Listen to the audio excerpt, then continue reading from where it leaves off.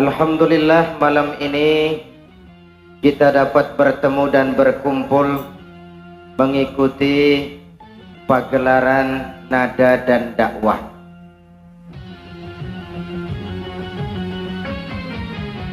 Nada dan dakwah adalah dakwah yang dikemas dalam bentuk-bentuk nada atau nada yang memantulkan suara-suara dakwah.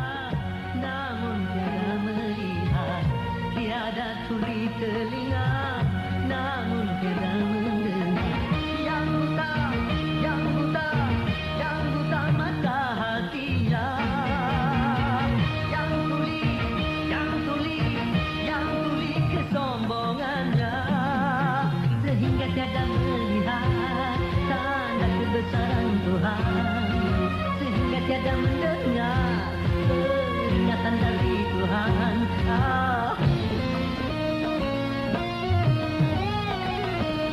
Adanya diri ini bukti adanya Tuhan. Adanya alam ini bukti adanya Tuhan. Yang buta, yang buta, yang buta mata hatinya.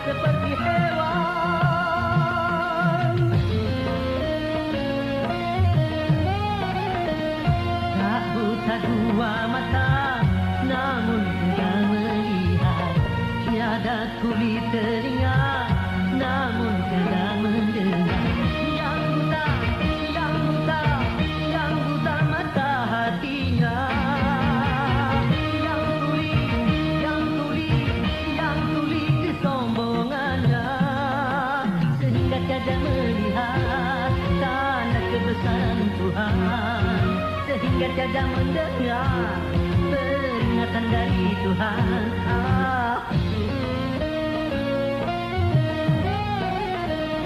Adanya diri ini bukti adanya Tuhan.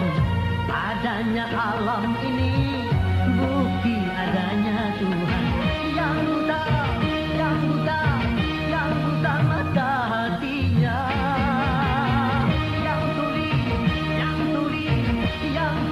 Kesombongannya yang buta, yang buta, yang buta mata hatinya. Yang tuli, yang tuli, yang tuli kesombongannya. Sehingga tiada melihat tanda kebesaran Tuhan. Sehingga tiada mendengar peringatan dari Tuhan. Oh, oh, oh.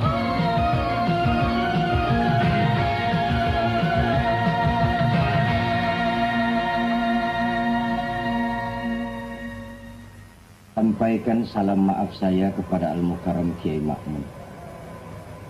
Sungguh hal ini jauh dari niat untuk memungkiri janji. Pada saat yang bersamaan, Kiai Musonif sakit keras. Beliau berpesan sebelum beliau wafat ingin bertemu dengan saya untuk menyampaikan sedikit amanat. Alhamdulillah, Allah masih memberikan kesempatan kepada saya untuk berjumpa beliau sesaat sebelum beliau dipanggil menghadap Allah. Kiai Ma'mun memakluminya, Ustaz. Hanya saja umat yang telah membanjiri alun-alun sejak pagi tidak dapat dicegah lagi. Sampai-sampai Saya tahu. Maafkan saya. Sesungguhnya jika saya tidak dapat mendatangi satu undangan, batin saya pun menangis. Terbayang oleh saya betapa panitia telah mengerahkan seluruh kemampuannya. Terbayang oleh saya betapa umat datang berbondong-bondong sejak pagi hari dengan berjalan kaki, dengan berkendaraan. Batin saya menangis. Dan sesungguhnya saya ingin memenuhi setiap undangan.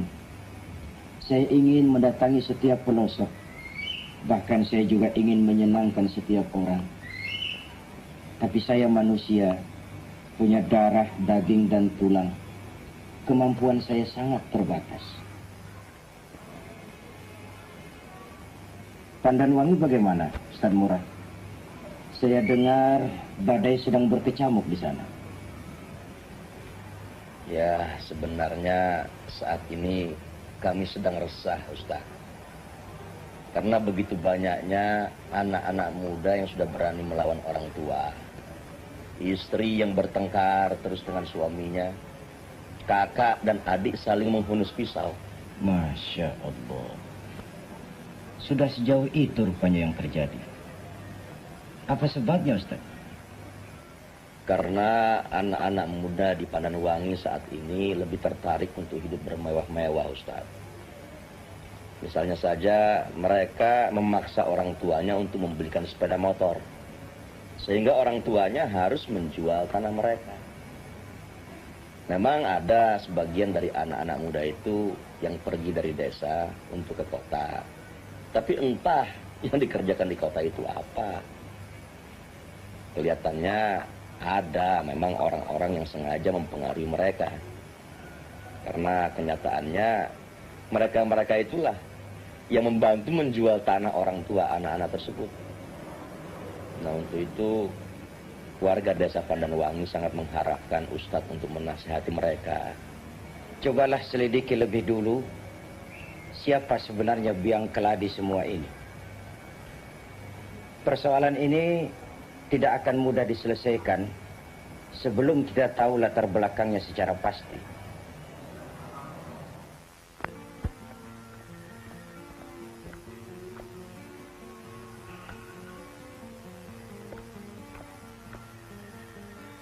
Dia selalu menepati janjinya. kau yakin? Masih kurang 5 menit lagi. Nah, itu dia. Assalamualaikum. Waalaikumsalam warahmatullahi wabarakatuh.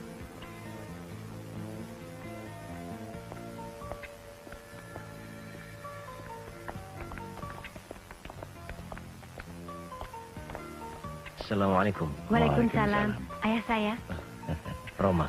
Saya sudah mengenal Anda, tapi Anda pasti belum mengenal saya. Silakan duduk. Terima kasih. Saya juga sudah sering mendengar dari Latifah bahwa Bapak seorang pengusaha yang gigih dan sukses. Saya kagum. Terima kasih. Ya, kita hidup di dunia ini untuk apa lagi?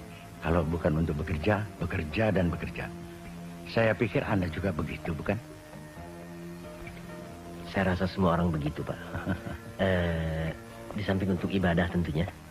Hah? Untuk ibadah? Oh, iya. Tentu saja. Oleh karena itu, kita harus berusaha untuk menghasilkan sesuatu yang indah dan bersih. Agar Allah bisa menerima dan meridhoinya. Loh, apa ada perbuatan-perbuatan saya yang tidak bersih? Saya rasa saya bekerja dengan fair. Saya membayar mereka sesuai dengan apa yang sudah disepakati bersama. Apalagi? Dari sudut itu, memang Bapak sangat terkenal dengan ketepatan janji. Hah? Namun dari cara Bapak untuk mendapatkan benda yang Bapak beli, saya rasa itu yang masih kurang pas. Hah? Yang mana? Yang mana ini? Persoalan Pandan Wangi. Kenapa? Saya rasa semuanya sudah fair.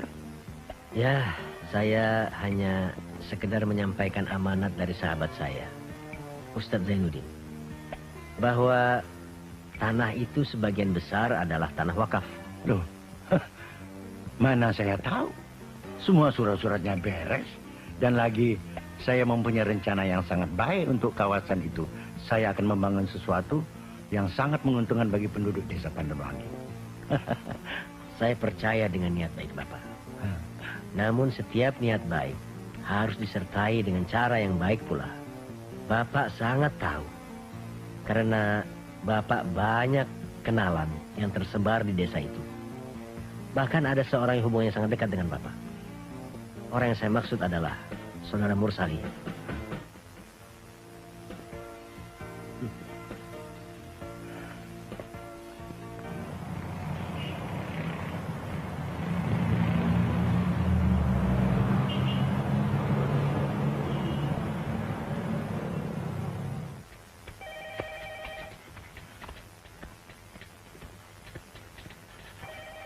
PT Internasional Multitipa. Yati, panggil Pak Samir. Iya, Pak.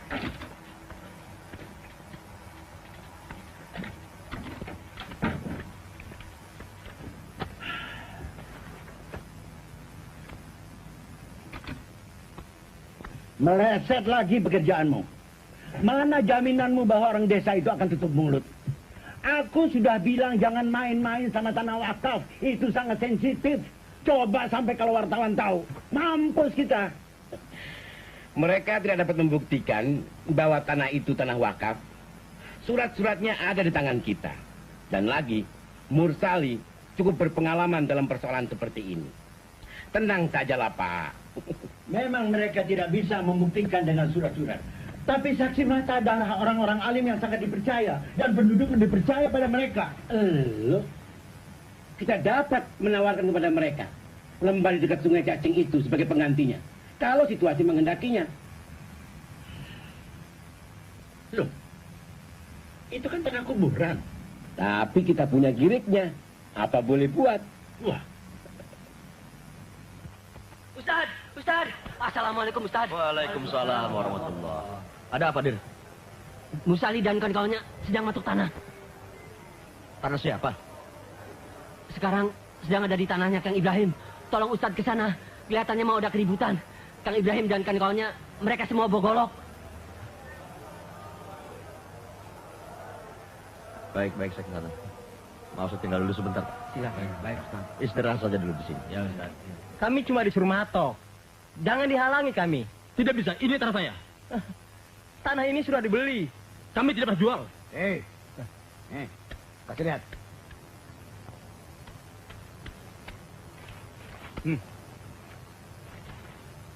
Nah, ini surat jual belinya.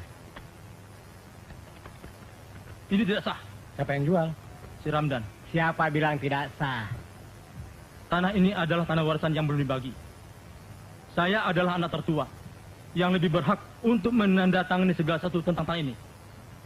Ini tanda tangan adik saya, tanpa sepotong saya. Jadi tidak sah. Ini penipuan. Jual beli ini sah. Karena ada saksi-saksi. Saya tidak peduli dengan saksi-saksi. Ini tanah saya. Pergi dari sini. Ayo, patok terus. Jangan takut. Ini tanah sudah dibeli. Ayo patok. Coba kau berani. Tunggu.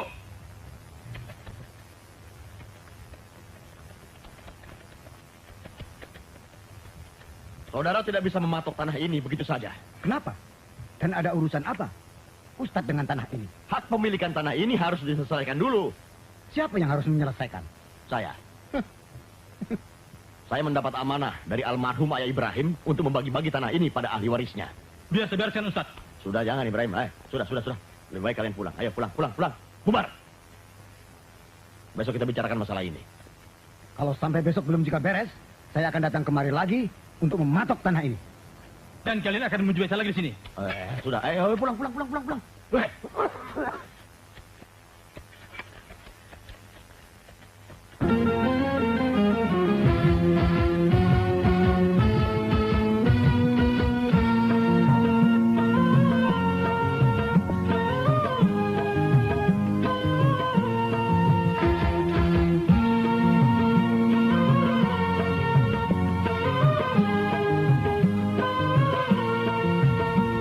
Assalamualaikum.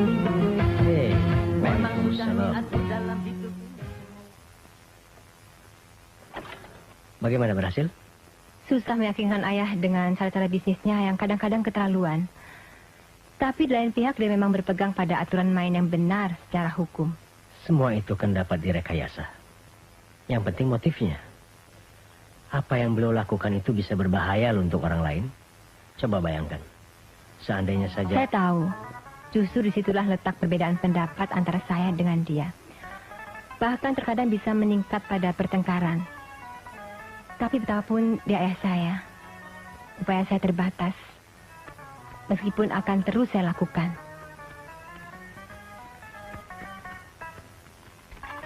Lalu apa yang hendak kau lakukan? Saya belum dapat jalan yang lebih pas. Tapi saya lebih tertarik pada idemu tentang upaya kita mencegah penduduk Pandanwangi untuk tidak menjual tanah-tanah mereka. Kita harus meyakinkan mereka, terutama kaum mudanya, bahwa Pandanwangi lebih dapat memberikan hidup untuk mereka. Kita dapat bekerja sama dengan pesantren Haji Murad yang dibina oleh Ustadz Zainuddin.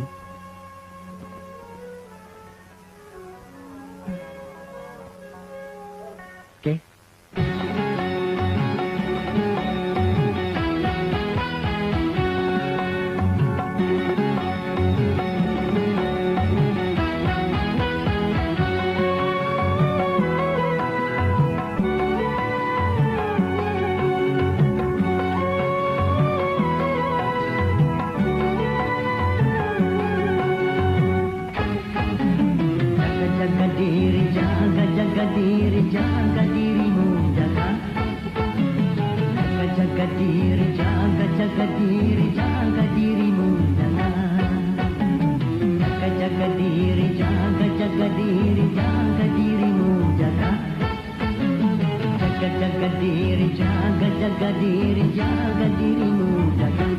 Jangan sampai salah jalan dalam liku kehidupan.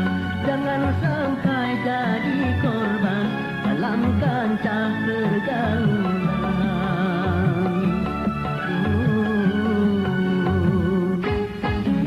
Jaga-jaga diri, jaga-jaga diri, jaga dirimu, jaga. Jaga-jaga diri, jaga-jaga diri, jaga dirimu, jaga. Jaga diri, jaga diri, jaga dirimu, jaga. Jaga diri, jaga diri, jaga dirimu, jaga.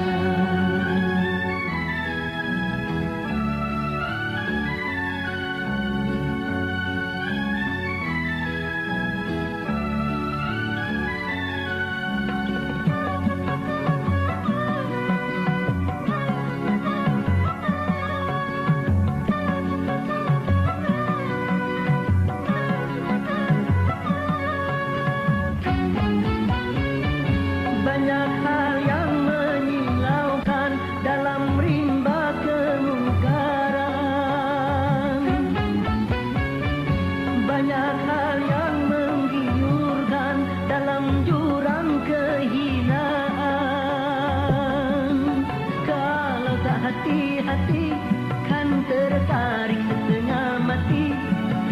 Kalau tidak waspada kan tergoda setengah gila. Pikirlah sebelum melangkah. Menyesal itulah ulama.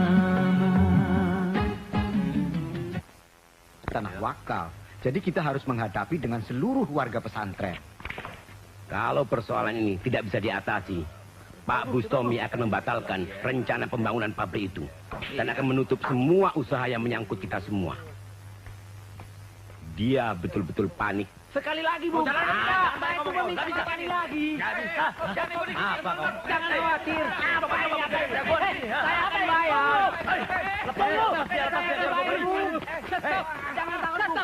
bayar. Jangan coba-coba di sini. Tunggu dulu. Kunci dan surat-suratnya. Jangan coba main curang ya. Bung, saya cuma minta sekali lagi. Saya akan serahkan motor saya kalau saya kalah lagi. Nah, sekarang begini saja. Serahkan kunci motor ini pada saya dan pulang. Ayo, keluar. Ayo, keluar.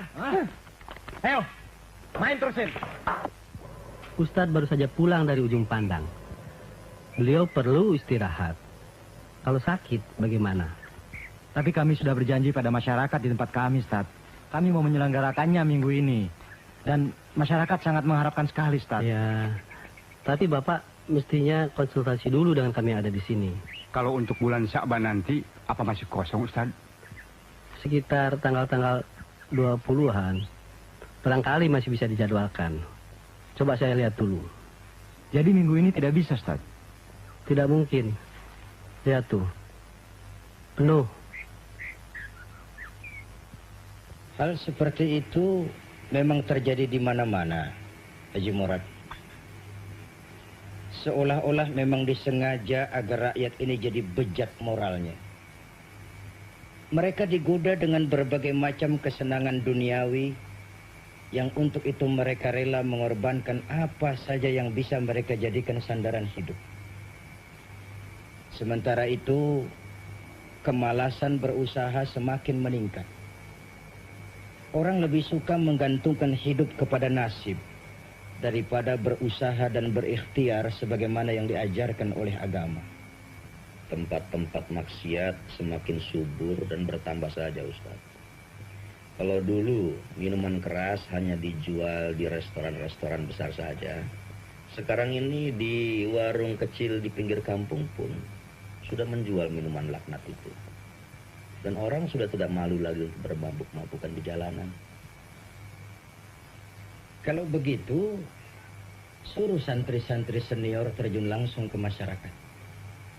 Buat kelompok-kelompok tarbiyah, nanti saya yang akan langsung memberikan pengarahan kepada mereka. Insya Allah, Ustaz.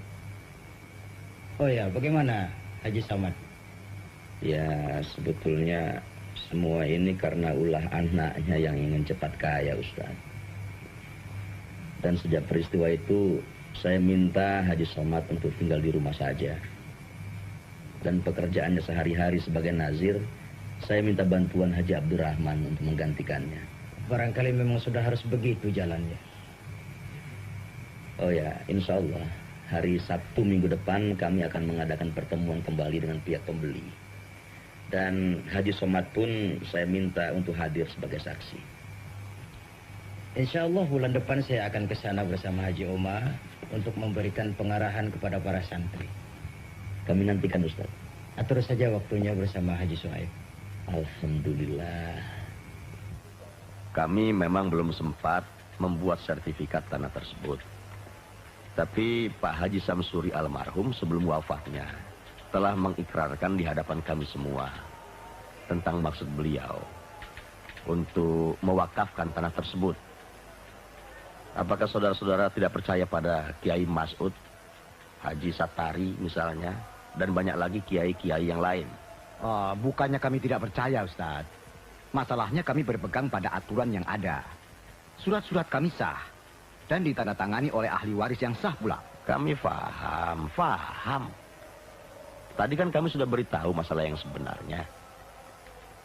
Apa saudara masih juga tidak mau berdamai? Kami bersedia mengembalikan uang tersebut ditambah dengan beberapa juta rupiah lagi. Begini saja, Ustaz. Karena kami sudah terlanjur memasukkan tanah tersebut dalam rencana pembangunan pabrik kami, jadi baiklah.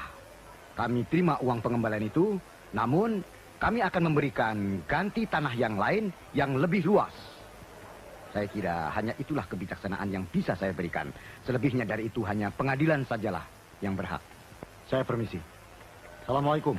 Waalaikumsalam warahmatullahi.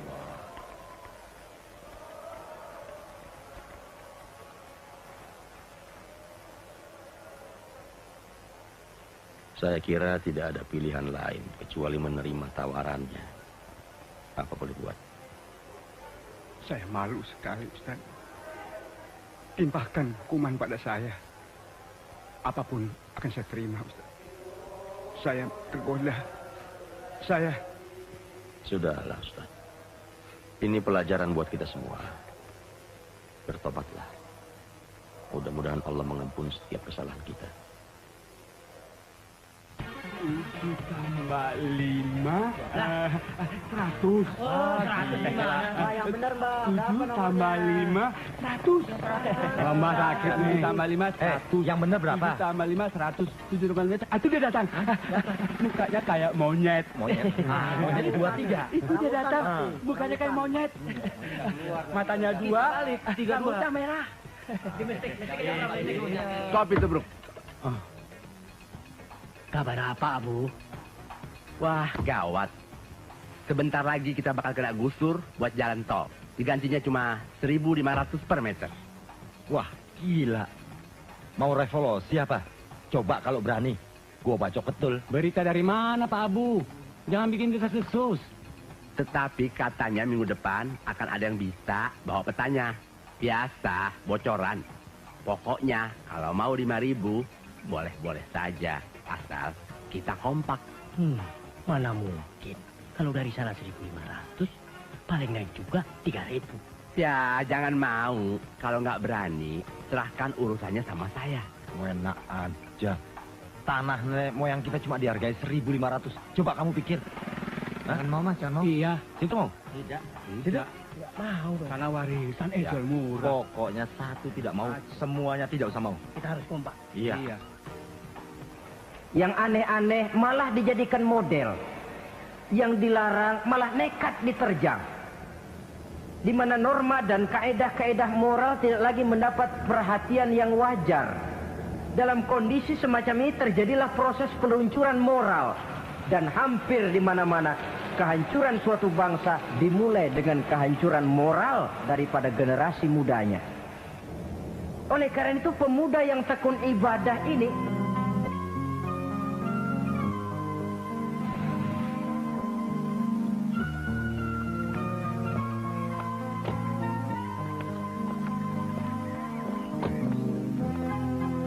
kira-kira di kawasan inilah Papa akan mendirikan pabriknya.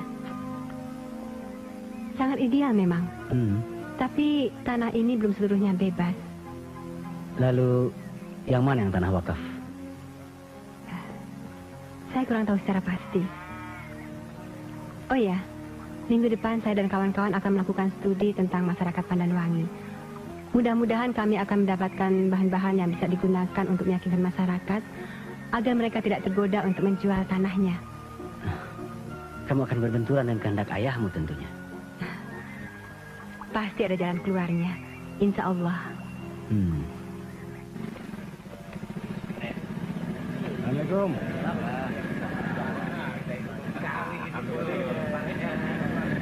Kalau tidak salah, tanah Pak Ansori kena juga. Mana-mana? Ini sungai. Berarti kita kena. Dan tanahnya Pak Rahman hampir kena semuanya. Nah ini yang saya bingung. Tanahnya 5.000 kali 5.000 kali 5.600 bisa jadi beli mobil angkutan kota nih. Gantung. Daripada segitu mendingan bakar aja dah. Abu katanya mau minta 5.000. Asal kita kompak saja. Alah. Dari sononya cuma 7.500. Mau bilang apa? Wah, saya tidak berani menjamin, Bang. Mereka minta paling sedikit 10.000. Bahkan ada yang sama sekali tidak mau jual. Ngomong kosong. Emang dasar ente. Hei, kamu lihat tuh. Luar biasa peminat biliar. Kalau kita kembangkan bisnis ini, bisa menguntungkan. Kita kekurangan modal soalnya. Sebenarnya kita bisa menambah beberapa meja lagi dan mencari tempat yang lebih bagus. Dan dilihat galanya, cari yang begini dong.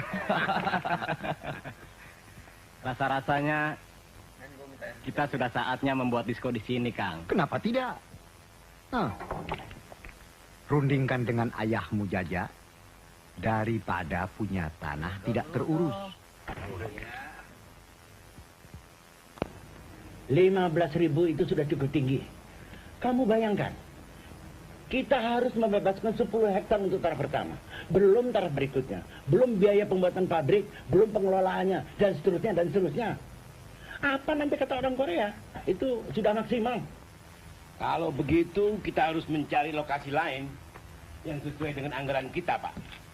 Mereka itu tidak mau. Mereka hanya maunya di situ. Kamu usahakan bagaimana caranya, terserah. Kalau perlu dengan teror. Ya, saya sudah berusaha. Tapi kelihatannya mentok. Ya. Nah? Suruh masuk. Haji Omar datang. Assalamualaikum. Waalaikumsalam warahmatullahi wabarakatuh. Silakan. Silakan. Silakan. Beberapa hari yang lalu, saya bersama Latifah meninjau lokasi pabrik Bapak di daerah Pandanwangi. Oh ya? Bagaimana? Bagus kan? Memang saya ada rencana akan membuat pabrik tapioka, di mana tenaga pekerjanya akan saya manfaatkan penduduk setempat. Kalau cuma untuk mendirikan pabrik tapioka, saya rasa Bapak tidak memerlukan tanah sampai berhektar-hektar, Pak. Loh, kalau kita mendirikan sebuah pabrik, kita tidak hanya konsentrasi pada pabrik itu saja, tapi yang lain-lainnya juga harus kita pikirkan. Seperti kebun singkongnya, pupuknya, dan sebagainya. Sekali kerja kita harus besar, ya nggak? Taubat umat juga pada akhirnya. Kalau memang tujuannya untuk umat, saya ada usul yang lebih efektif. Bagaimana kalau Bapak tidak usah membeli tanah mereka, tetapi libatkanlah mereka di dalam usaha Bapak sebagai pemilik. Nah, tanah-tanah mereka itu sebagai sahamnya. Saya rasa untuk mereka juga akan lebih punya arti, dan buat Bapak sendiri ini satu amal saleh yang tak terhingga. Itu tidak realistis. Bagaimana mungkin? Justru sangat realistis, Pak. Apabila Bapak di dalam berbisnis tetap di dalam jalur agama. Anda ini bagaimana? Bisnis is bisnis. Agama ya agama. Jangan dicampur adukan. Yang tidak boleh dicampur adukan itu adalah antara yang hak dan yang batil, yang halal dan yang haram, niat yang baik dengan niat yang tidak baik, niat untuk membeli tanah buat pabrik dan membeli tanah wakaf. Apakah benar setelah pabrik Bapak ini berdiri, penduduk akan dilibatkan sebagai karyawannya? Ini masih perlu dipertanyakan. Seandainya toh benar demikian, berapa banyak dari mereka yang bisa dipekerjakan dibandingkan dengan mereka yang tergusur? Kemudian berapa upah mereka? Apakah cukup untuk makan sehari-hari? Nah, tapi kalau Bapak berbisnis di jalan Allah, pertanyaan-pertanyaan yang masih banyak itu pun akan terjawab. Dan masyarakat akan dengan sangat bersemangat bekerja sama dengan Bapak untuk membangun desa ini. Bukankah sangat indah yang demikian ini, Pak? Fadkhulu fis silmi kafah. Maaf, saya ada rapat dengan staf saya. Jadi pembicaraan kita lanjutkan lain waktu saja. Dan pada pembicaraan yang akan datang, tentunya situasi telah berkembang kepada arah yang positif. Ya, mudah-mudahan. Insya Allah. Jadi juga nih. Kemarin juga di sebelah sana. Dabu kan ada sudah di dia. Saya juga.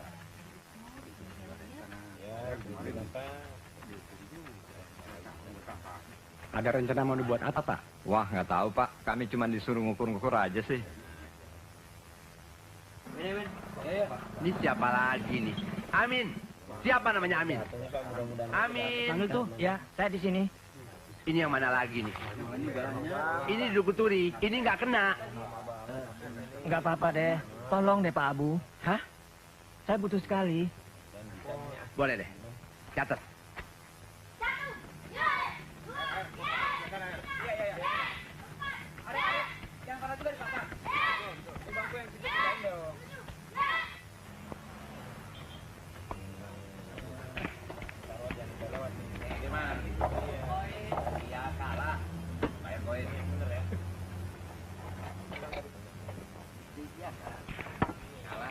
Dapat berapa?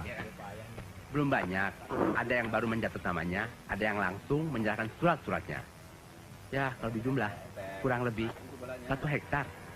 Masih kurang banyak. Datangin rumahnya satu-satu. Bukan didatangi lagi, diancam dan ditakut-takuti.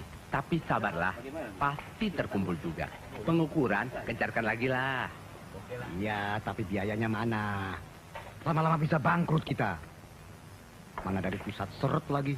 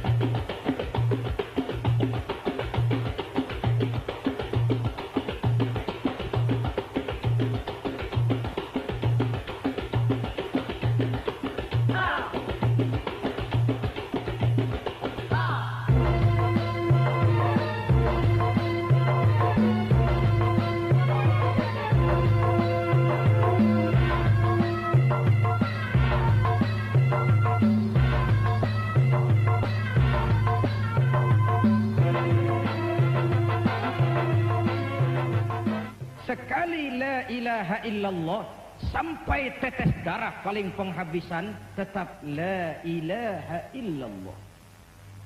Yang kedua, jaga kesatuan, persatuan, kerukunan dan kekompakan. Islam bukan agamanya orang pemalas yang selesai sholat boleh berpangku tangan, berkhayal menunggu keajaiban sambil mengumpulkan jikalau. Islam adalah agama yang mengajarkan wa iza qudiyatis shalah fantashiru fil ardi wabtaghu min fadlillah. Kalau salat sudah selesai kau kerjakan, ayo bertebaranlah di permukaan bumi, cari karunia Tuhanmu, jangan jadi pemalas. Umat ini harus jadi umat produktif, bukan menjadi umat yang konsumtif. Kita harus jadi produsen, bukan konsumen.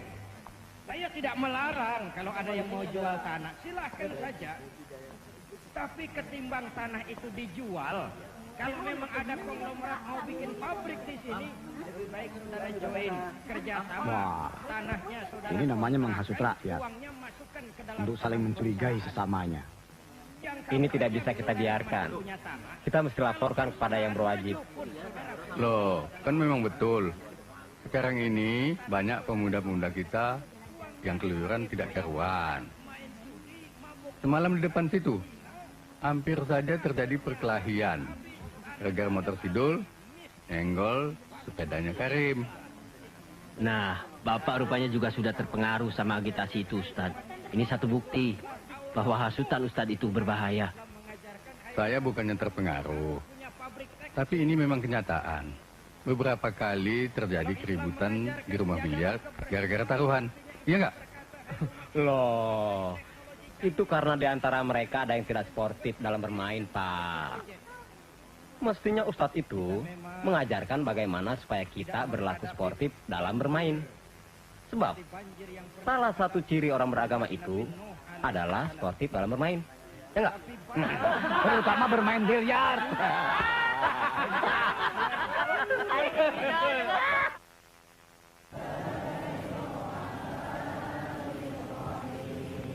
Kita harus membuat kelompok-kelompok kecil dalam masyarakat untuk memberikan pendidikan agama kepada mereka secara rutin dan terarah.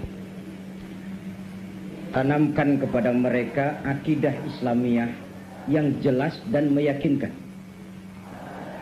Skema di depan ini barangkali bisa sedikit membantu. Kita tahu bahwa cara hidup seseorang itu akan sangat ditentukan oleh cara bagaimana dia memandang hidup. Dengan kata lain, bagaimana seseorang memandang hidup, begitulah dia akan hidup. Maka untuk memperbaiki cara hidup seseorang, harus diawali dengan memperbaiki caranya memandang hidup ini. Itulah akidah. Keyakinan batin yang membentuk wawasan dan memberikan refleksi terhadap seluruh gerak hidup. Dari keyakinan semacam ini timbul satu pertanyaan fundamental dalam hidup. Untuk apa sih sebenarnya hidup itu? Yang berhak memberikan jawaban tuntas tentu yang memberikan hidup. Dan Allah sudah menjawab itu. Wa ma khalaqtul jinna wal insa illa liya'budun. Hidup ini untuk ibadah. Nah, ibadah itu ada dua. Ada ibadah yang langsung antara manusia dengan Allah, yang kita sebut hablum minallah, sholat, puasa, haji. Ada ibadah yang tersalur melalui kehidupan bermasyarakat, hablum minan nas, yaitu jami'u umuri dunyawiyah, seluruh persoalan duniawi, ya ilmu, teknologi, politik, sosial, ekonomi, kebudayaan. Inilah yang total. Inilah yang kita terikat dengan komitmen inna solati wa nusuki wa mahyaya wa mamati lillahi rabbil alamin. 13 tahun di Makkah ini yang ditanamkan Nabi kita. Dari sini kita bercermin. Dari sini kita berangkat. Dan ke sini umat kita bawa. Nah, di masyarakat Pandanwangi ini saya lihat mereka sudah melupakan ini. Agama cuma hablum minallah, sholat, puasa, zakat. Sementara kalau sudah berhadapan dengan urusan dunia, barometer mereka adalah nafsu. Lebih celaka lagi sekarang ini, hablum minallah ini pun sudah mulai mereka tinggalkan. Ustaz, tapi dengan cara tablik akbar seperti siang tadi, perhatian masyarakat sangat besar. Apa tidak lebih baik kalau Ustadz sering-sering datang kemari untuk melakukan tablik? Kita berbagi tugas. Bagaimanapun tablik memang perlu. Tetapi tablik itu kan hanya menyirami, menimbulkan gairah, membangkitkan kesadaran beragama, dan mengetahui kekuatan kita. Tapi temporer. Tarbiyah akan membuat mereka lebih solid. Nah, ini tugas Anda. Nanti akan saya berikan kunci-kuncinya. Maaf, Ustaz. Dan jangan juga dilupakan bahwa pendidikan keterampilan dan kesadaran lingkungan ini juga sangat penting. Nanti akan ada teman-teman saya yang akan bersama-sama dengan Anda semua untuk meyakinkan masyarakat agar mereka tidak mudah meninggalkan desanya.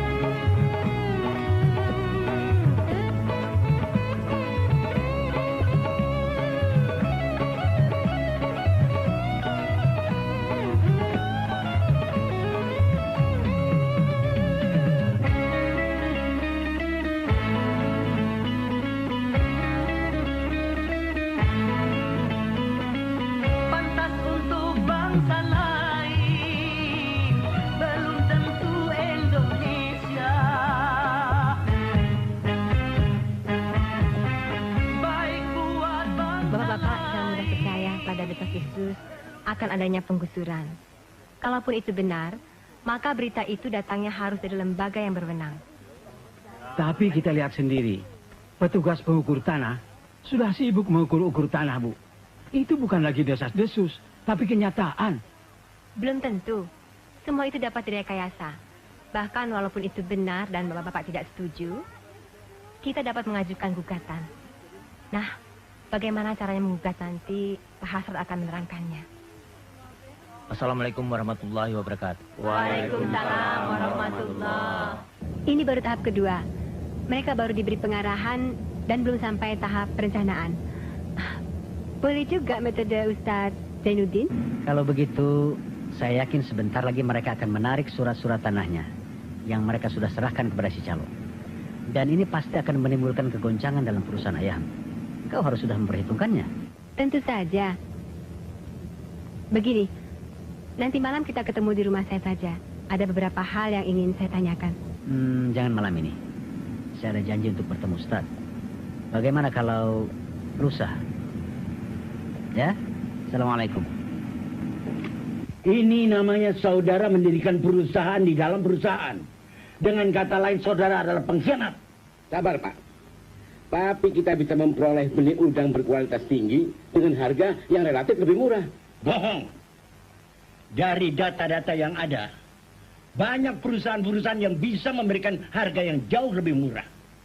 Dan ternyata, dalam perusahaan Benur Indah ini, saudara duduk sebagai seorang komisaris.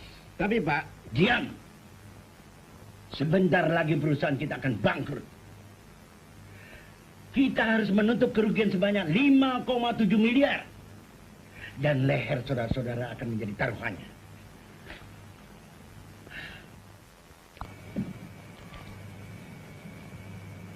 Apa sebenarnya yang menyebabkan mereka terdesak ya Ustaz? Apa karena mereka kalah di dalam permodalan dan sarana teknologinya? Kalau menurut saya sih lebih dari sekedar itu, Ji. Mereka sendiri yang telah menyerahkan benteng pertahanannya berupa tanah dan seluruh hasilnya kepada para penanam modal yang datang dari kota. Tambahan lagi, dan ini yang terpokok, mereka telah meninggalkan agama Boleh dikatakan mereka kembali kepada zaman jahili. Zaman di mana Allah tidak lagi menjadi tujuan pengabdian dari seluruh amal perbuatan mereka. Tapi kita tidak dapat sepenuhnya menyalahkan mereka, Ustaz. Sebab situasi jahili memang sengaja diciptakan. Seperti hiburan-hiburan yang berupa pertunjukan yang bersifat syaitoniah, permainan-permainan yang menjurus kepada perjudian dan kemesuman, supaya syahwat mereka bisa jadikan ilah. Sehingga dengan demikian, mereka dengan sangat mudah dapat dikuasai. Ya, dan ini merupakan PR buat kita. Sudah sejak lama saya merasakan peranan kiai tersudut di pojok-pojok kehidupan, hanya sekadar menjadi tukang baca doa, mengusir setan. Tapi kalau ada rakyat kecil tergusur di sudut-sudut kemiskinan, kiai tidak pernah lagi jadi sumber kekuatan moral yang membela kepentingan rakyat kecil. Oh ya, bagaimana Pak Bustomi? Ada kemajuan? Itulah yang saya risaukan. Kasihan Latifah, Ustaz. Dia telah berusaha setengah mati untuk merubah cara berpikir ayahnya. Dan sekarang dia dan teman-temannya terjun langsung ke sana untuk memberi penyuluhan kepada para penduduk untuk tidak menjual tanah-tanah mereka. Berhasil? Luar biasa, Ustaz. Ternyata banyak di antara mereka yang menggagalkan niatnya untuk menjual tanahnya. Dan mereka telah mengambil surat-surat tanah mereka pada si calon. Ya memang ada keributan kecil, tapi alhamdulillah bisa diatasi. Nah cuma ini Ustaz, yang saya khawatirkan Latifah. Pada suatu saat dia bakal berkonfrontasi dengan ayahnya. Ini yang harus kita cegah. Bagaimana caranya ya Ustaz? Saya yakin, Ji, kalau pendekatan kita menyentuh, orang tentu akan ikut. Saya sendiri melihat bahwa dakwah kita selama ini ibarat tersenyum kepada orang buta atau berbisik kepada orang tuli. Kita lebih banyak memukul daripada merangkul. Kita lebih sering mengejek daripada mengajak. Padahal dalam Al-Quran Allah menuntun, Ud'u ila sabili rabbika bil hikmati wal mau'izatil hasanah. Nah, saya sarankan, libatkan beliau dalam salah satu diskusi atau pengajian kita, sambil kita berdoa kepada Allah semoga ia mendapat jalan yang benar. Insya Allah. Bohong. Ini percaya kamu. Jangan Sebentar, saudara, sebentar. Begini, Abu. Mereka ini sudah tidak mau menjual tanahnya lagi. Mereka mau membayar kembali uang muka yang sudah kamu berikan. Lalu kenapa kamu halang-halangi terus? Saya bertanggung jawab atas bos saya, Ustadz. Sabarlah. Biar saja mereka sendiri yang bicara sama bos. Mereka ini sudah cukup sabar, Abu. Cuma kamu sendiri yang tidak pernah menepati janji. Jadi mereka cemas atas keselamatan surat tanah mereka. Loh, namanya juga pengusaha, Ustadz. Waktunya kan susah. Kamu memang pembohong. Dulu kamu bilang tanah itu buat jalan tol. Tapi ternyata sekarang buat pabrik. Sekarang begini saja. Serahkan surat-surat tanah itu pada saya. Untuk saya simpan agar mereka semua merasa tenang. Percayalah, saya akan simpan sampai bosmu itu datang. Suruh bosmu itu menemui saya di pesantren kapan saja. Juga undang mereka supaya mereka bisa bicara langsung pada bosmu. Jangan lupa bilang pada bosmu, jangan coba-coba berani ganti tanah penduduk dengan tanah kuburan. Tapi Ustadz, soalnya... Apa? Soalnya apa? Kamu tidak percaya pada pimpinan pesantren? Ayo bilang.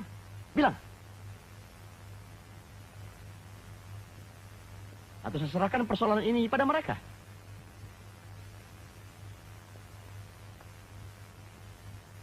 Kalau begitu terserah. Saya akan tinggalkan kamu di sini bersama mereka.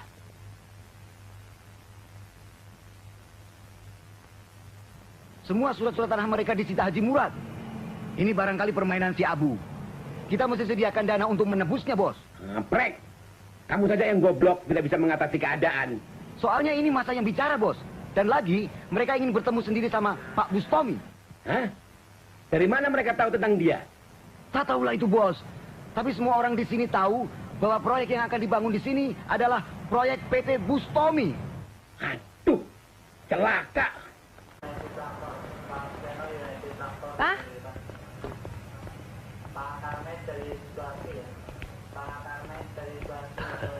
Papa mau kemana?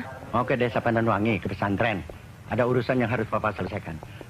Berkas-berkas yang kamu butuhkan ada sama Mariati. Sampai nanti.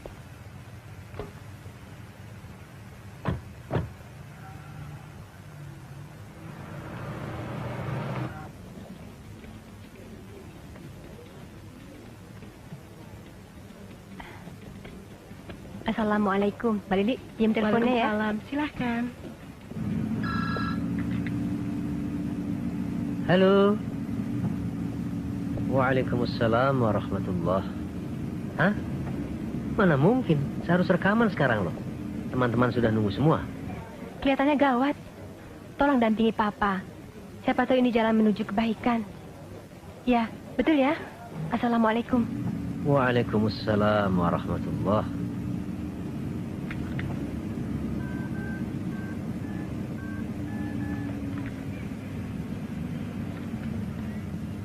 Assalamualaikum.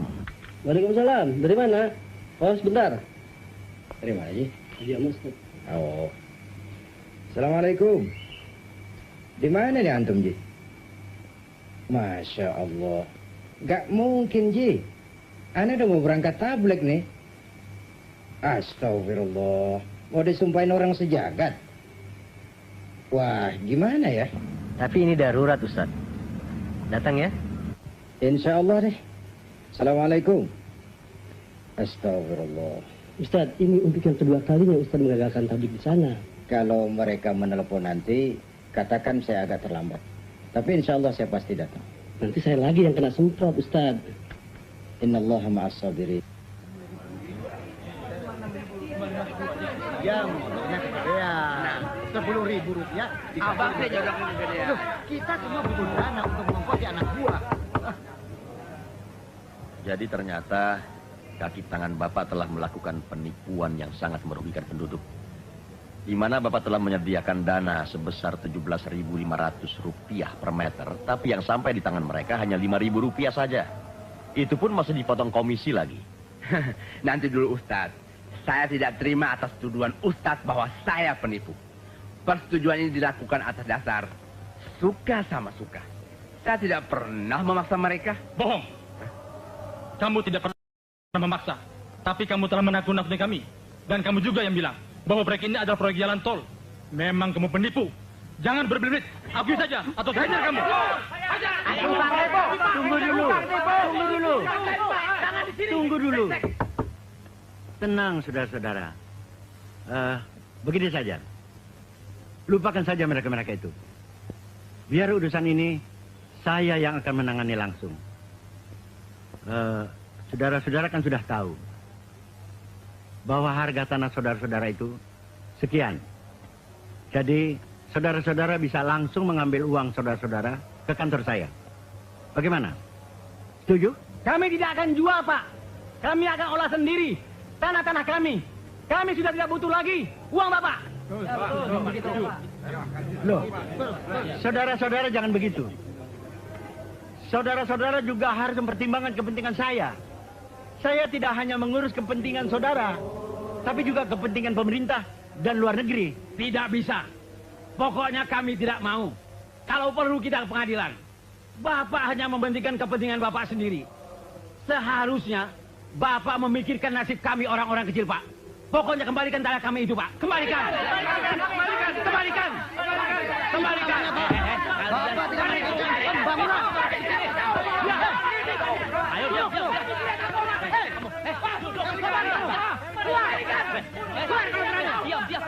Assalamualaikum. Waalaikumsalam warahmatullahi wabarakatuh. Subhanallah. Alhamdulillah Ustadz datang. Kami di sini sedang menghadapi persoalan yang cukup rumit. Dan kami sangat mengharapkan bantuan Ustadz untuk mencarikan jalan keluarnya.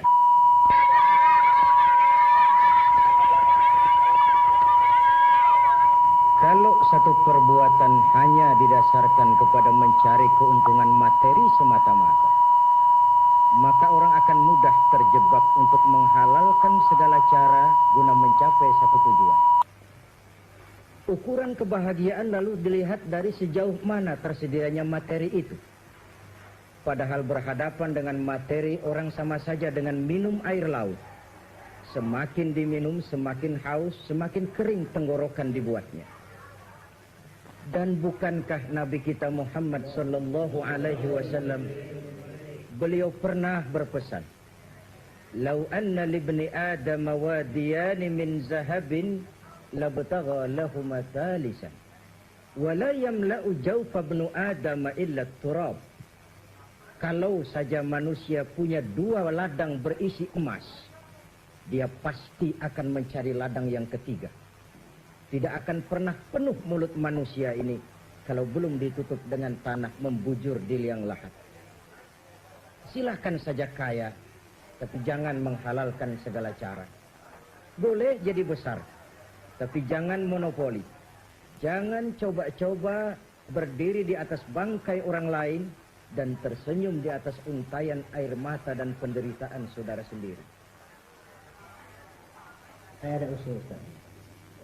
Bagaimana kalau rencana Pak Gus untuk mendirikan pabrik itu diteruskan? Tapi dengan melibatkan penduduk supaya bisa dapat ikut memilikinya. Di mana tanah-tanah mereka bisa dijadikan sebagai sahamnya. Sementara diri mereka bisa dimanfaatkan sebagai tenaga kerja. Saya tidak setuju. Saya tidak setuju. Itu bukan urusanmu, Samet. Tapi Pak, ini bisa berbahaya. Mereka bisa... Iya.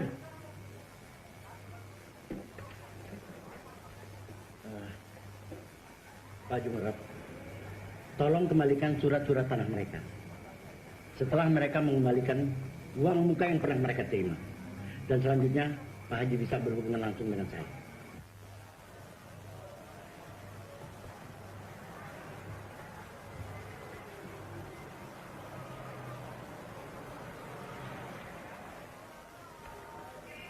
Terima kasih Pak Haji. Assalamualaikum. Waalaikumsalam warahmatullahi.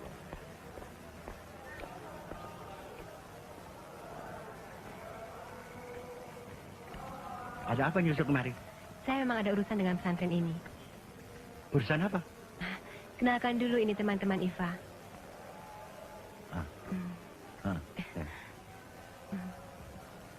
Beberapa hari yang lalu Iva pernah minta uang sama Papa. Ingat nggak? Yang kamu bilang untuk urusan sosialmu itu? Betul. Lalu? Dan uang itu kami gunakan untuk memberikan penyuluhan pada para petani di desa ini, agar mereka tidak mudah untuk menjual tanah-tanah mereka. Inilah teman-teman yang selama ini bekerja keras. Dan itulah petani-petani yang telah selamat dari hasutan anak buah Papa. Betul. Oke, Papa pulang dulu. Iya, Pak. Aku tidak mau.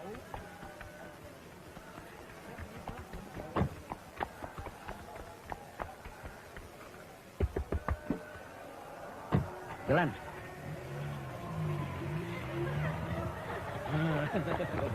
Tunggu. Nggak bisa. Bu, nggak bisa bertiga. Ikut kita tangkap polisi.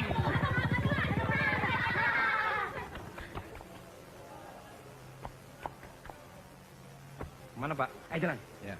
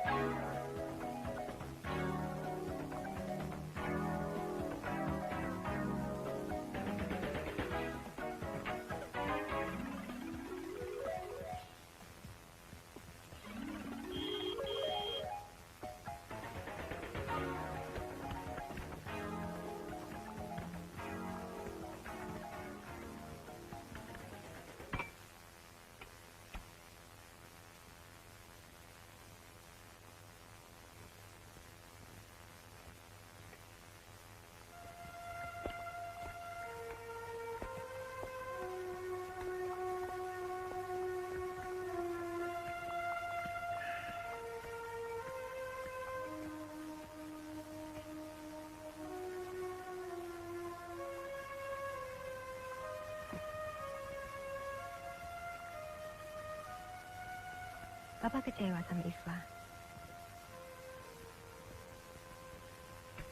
Entahlah Iva. Akhir-akhir ini banyak orang-orang yang berkhianat pada Papa. apa sebenarnya salah Papa? Padahal Papa sudah cukup banyak memberikan perhatian pada mereka. Kurang apa? Papa terlalu capek. Papa terlalu memacu diri Papa untuk sesuatu yang di luar kemampuan Papa. Orang-orang di sekitar Papa tahu hal ini dan memanfaatkan untuk keuntungannya sendiri. Barangkali Papa perlu mencari pendamping lagi setelah sekian lama menduda. Tidak mungkin. Tidak mungkin, Eva. Tidak mungkin Papa akan mengkhianati almarhumah mamamu. Papa sudah berjanji pada diri Papa sendiri bahwa Papa tidak akan kawin lagi. Papa merasa sepertinya mamamu masih hidup dan masih sering bercakap-cakap dengan Papa. Papa kesepian dan butuh pendamping. Tapi Papa mencoba melawan fitrah itu. Akibatnya Papa membenamkan diri ke dalam sibukan bisnis yang terkadang dapat menjerumuskan Papa kepada cara-cara yang tidak diridhoi oleh Allah. Percayalah, tidak ada yang dikhianati dan tidak ada yang berkhianat jika Papa kawin lagi. Sudahlah, Iva. Jangan kita ulangi lagi masalah itu. Papa capek. Sebaiknya kau pergi tidur. Papa ingin sendiri di sini. Sorry, Pak.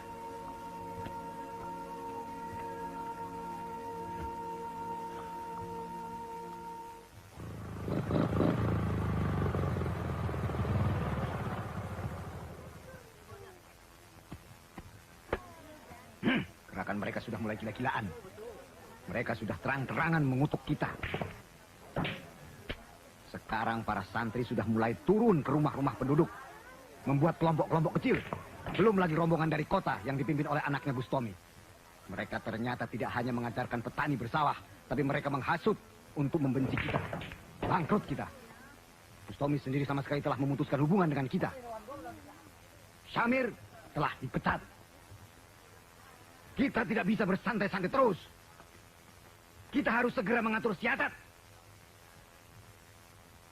Nah, ini ada kasus yang cukup menarik, Ustaz. Seorang petani bernama Sukarya, umur 65 tahun, memiliki sebidang tanah seluas 3.000 meter persegi, telah sepakat menerima usul anaknya untuk menjual tanah tersebut dan beralih usaha ke bidang hiburan dan transportasi. Setelah mengikuti kelompok diskusi, petani tersebut mengurungkan maksudnya dan mulai ia berusaha bertanam pepaya. Terjadi pertengkaran yang cukup serius dengan anaknya. Fasilitator berusaha mendamaikan konflik tersebut. Belum terlihat hasil yang positif.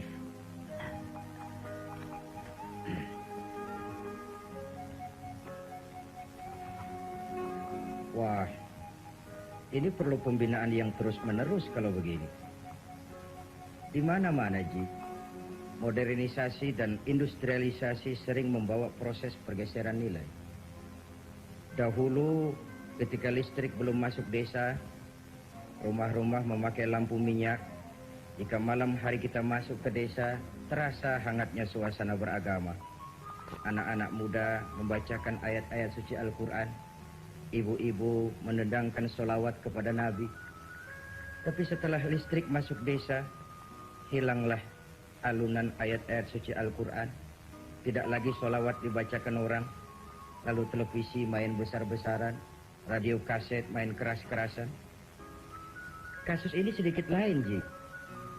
Sedikit demi sedikit mereka telah mengamalkan fikrah Islam ke dalam amal perbuatan mereka untuk mempertahankan hidupnya. Ini perlu dikembangkan, Ji. Itulah sebabnya saya menginginkan agar Ustadz sendiri yang memberikan pengarahan langsung kepada mereka. Kalau begitu kita berbagi tugas saja, Ji. Anda yang menanamkan kunci-kunci di bidang muamalah, saya akan menanamkan akidah. Dengan lebih dahulu melahirkan disiplin vertikal, karena esensi iman adalah merasakan kehadiran Allah dekat dalam hidup. Kalau seseorang tidak mau melakukan kejahatan cuma karena takut kepada polisi misalnya, rasanya terlalu banyak tempat yang polisi tidak lihat. Tapi kalau takutnya sepenuhnya sudah kembali kepada Allah, tidak sejengkal tanah pun yang terhalang dari pengetahuan Allah. Akan saya mulai dari situ. Saya yakin kalau ini kita kerjakan secara rutin dan istiqomah, akan ada hasilnya. Dan insya Allah desa ini bisa menjadi desa percontohan. Ini yang saya tunggu-tunggu dari dulu. Tapi memang kita harus mengorbankan waktu, Ustaz. Apa boleh buat, Ji?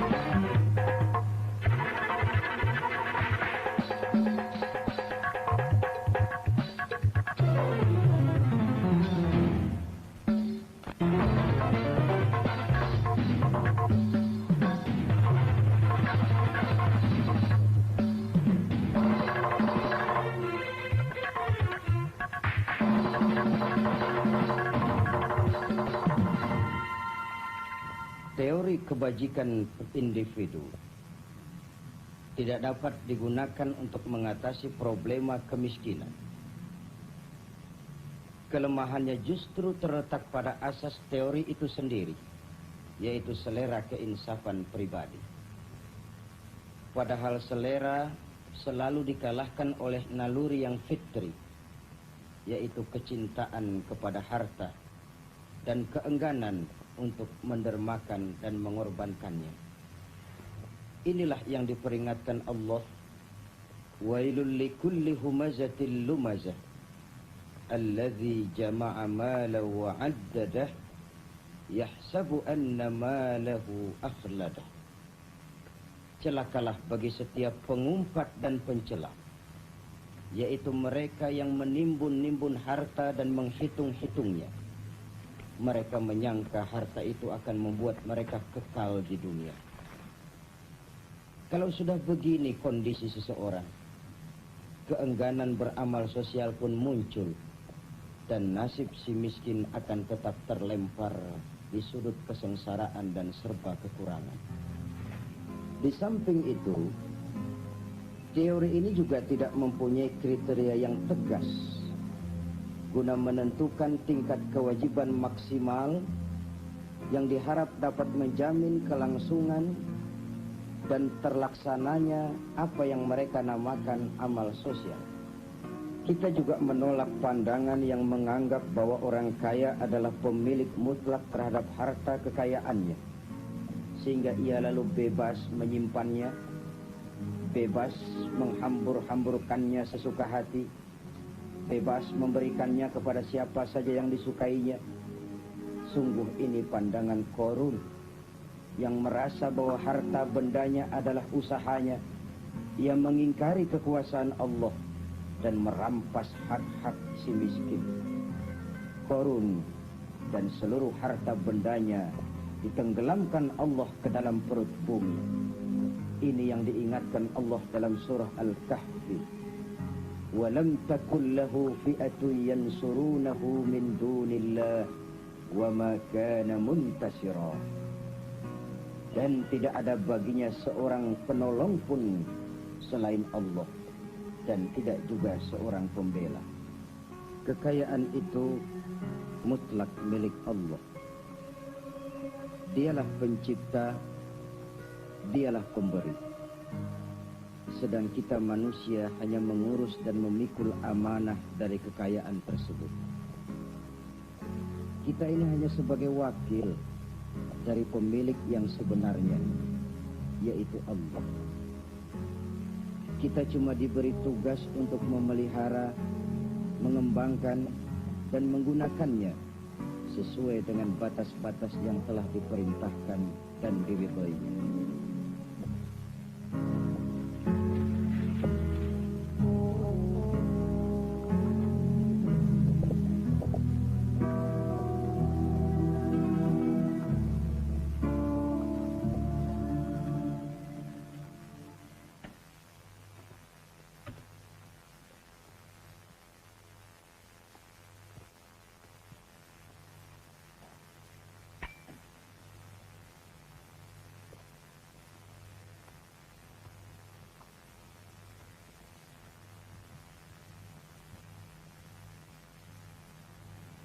Ngapain kamu?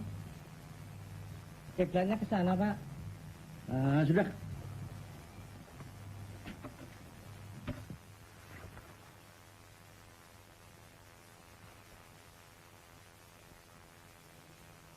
Allah. Qala ya Nuh innahu laysa min ahlik innahu amalun ghairu salih. ولا تسألني ما ليس لك به علم إني أعدك أن تكون من الجاهلين. Buka! Buka! Buka! Astagfirullahaladzim. Orang tua jahat. Kamu yang sudah gila. Saban malam begini terus.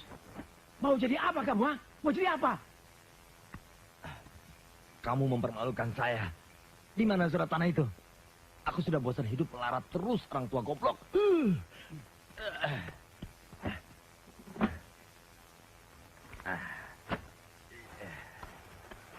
Mau diapakan surat tanah itu, ha? Aku bisnis. Kamu betul-betul sudah kemasukan setan. Ya Allah, ada apa lagi? Ada apa lagi? Jaja!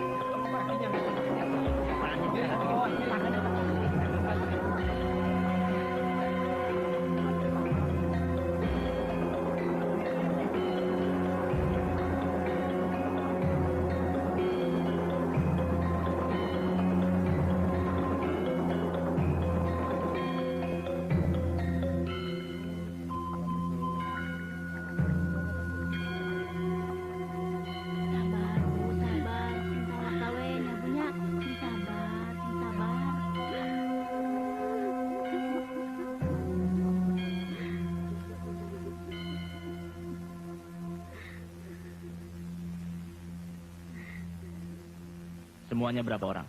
Kami semua berjumlah 7 orang. 5 orang wanita dan 2 pria. Kami hanya bermaksud memberi rangsangan pada penduduk di sini agar mereka lebih mencintai tanah mereka. Betul itu, Pak. Betul. Mereka memang dulu sangat akrab, Pak. Saling menyayangi satu sama lain. Seperti kakak beradik saja kita melihatnya. Tapi akhir-akhir ini Pak Karya memang selalu marah-marah terus sama anaknya.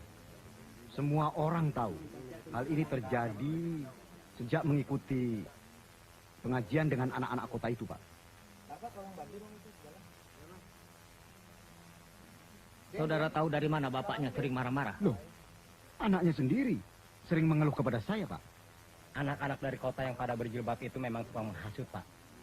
Sejak mereka ada di sini, selalu saja ada keributan. Mereka itu anak buah Omai Rama, Pak. Bahaya, Pak. Pembangunan pabrik di sini gagal gara-gara rakyat jasad mereka. Kami resah, Pak. Mereka dapat memberi kesan yang kurang baik terhadap kita. Saya khawatir polisi akan terpengaruh. Mudah-mudahan saja kita bisa secepatnya menangkap Jaja. Dari dialah nanti polisi dapat mengambil kesimpulan siapa yang bersalah. Anak-anak Soneta sudah saya sebar untuk mencari informasi tentang dia. Waalaikumsalam. Ya? Di mana? Dia ada di gudang Keti Marabunta. Loh, itu perusahaan partner Papa. Jalan Simalakama? Ya? Loki? Oke, Ji. Assalamualaikum.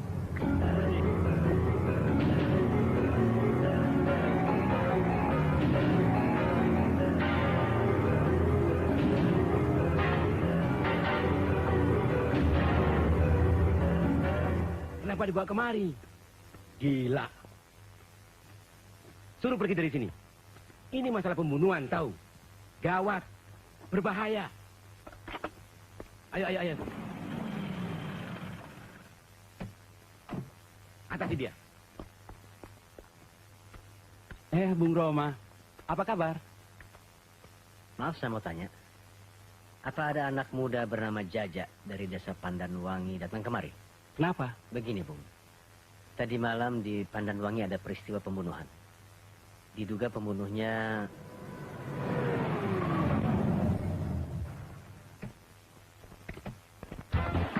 Itu dia.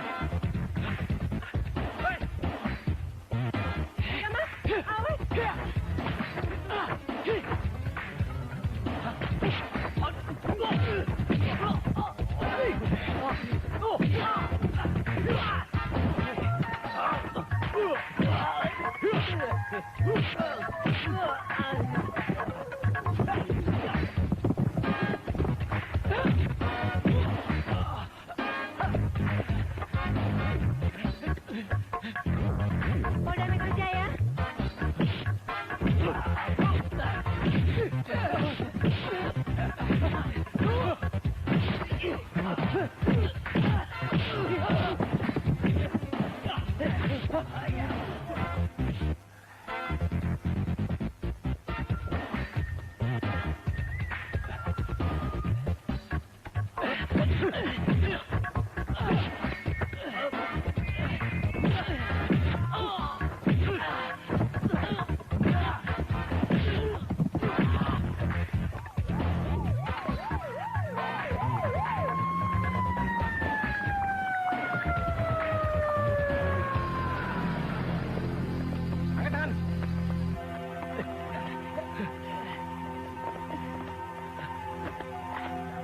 Maaf, Saudara Roma. Untuk pengusutan lebih lanjut, saya harap Anda ikut ke kantor polisi. Maaf dari kami mendahului.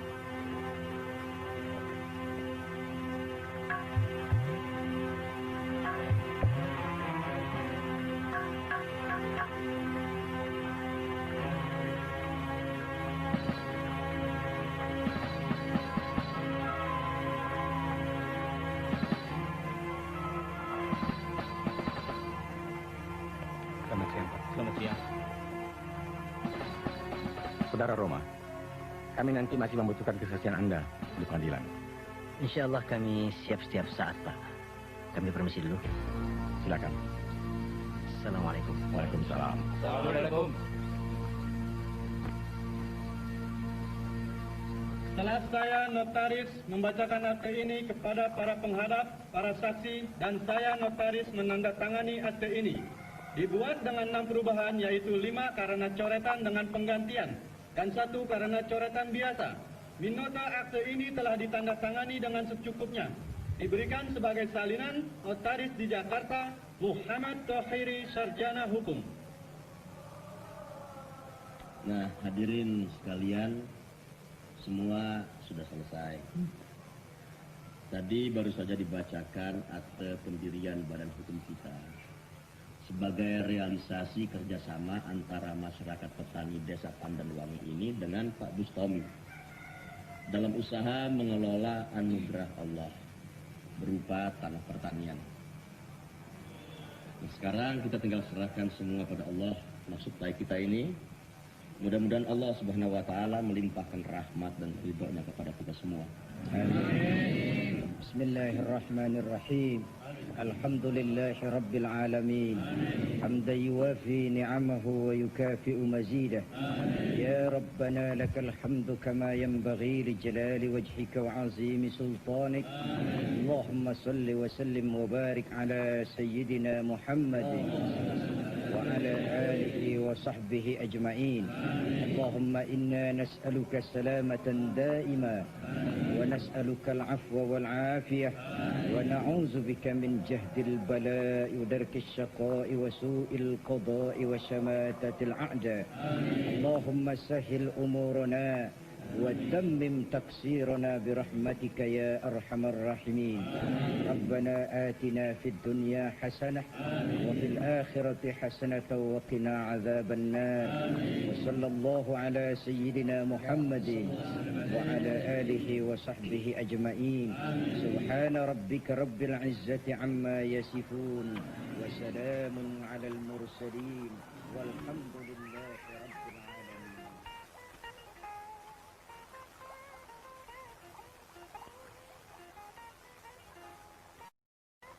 Apa inspirasi musikmu kali ini?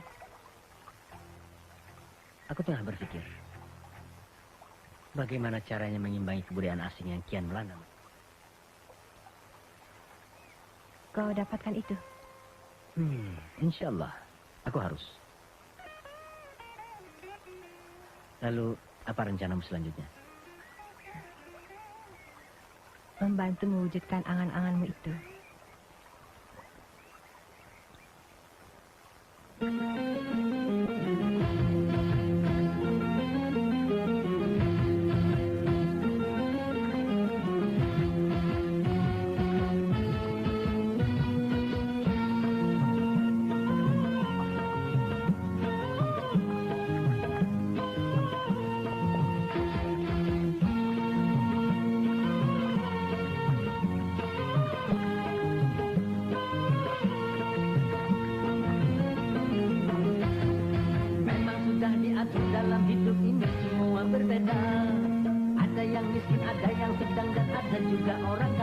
Agar satu sama lain bisa saling memerlukan, agar roda kehidupan bisa berputar berjalan.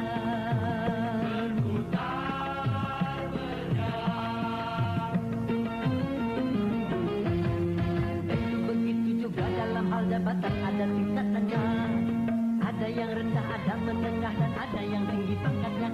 Agar satu sama lain bisa saling memerlukan, agar roda kehidupan bisa berputar berjalan. Berputar berjalan.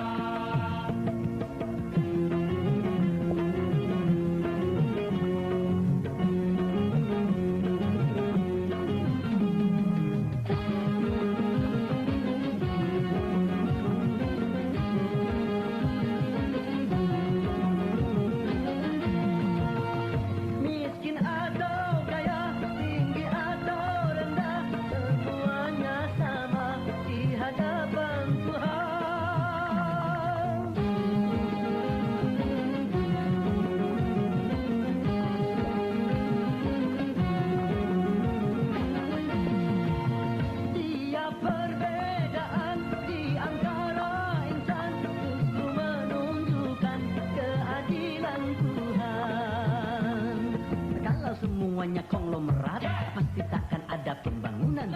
Karena kalau semuanya kaya, lalu siapa yang mau bekerja? Kalau semuanya orang pangkat, pasti tak ada pemerintahan. Karena kalau semua atasan, lalu siapa yang jadi bawahan? Kekayaan serta jabatan tidaklah merupakan ukuran.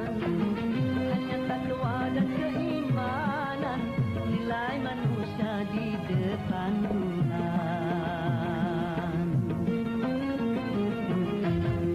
Memang sudah diatur dalam hidup ini semua berbeda.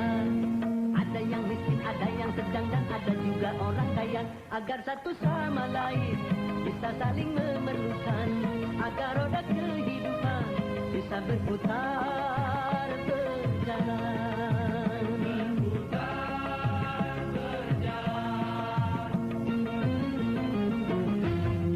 Tentu begitu juga dalam hal jabatan ada tingkatannya, ada yang rendah berjalan.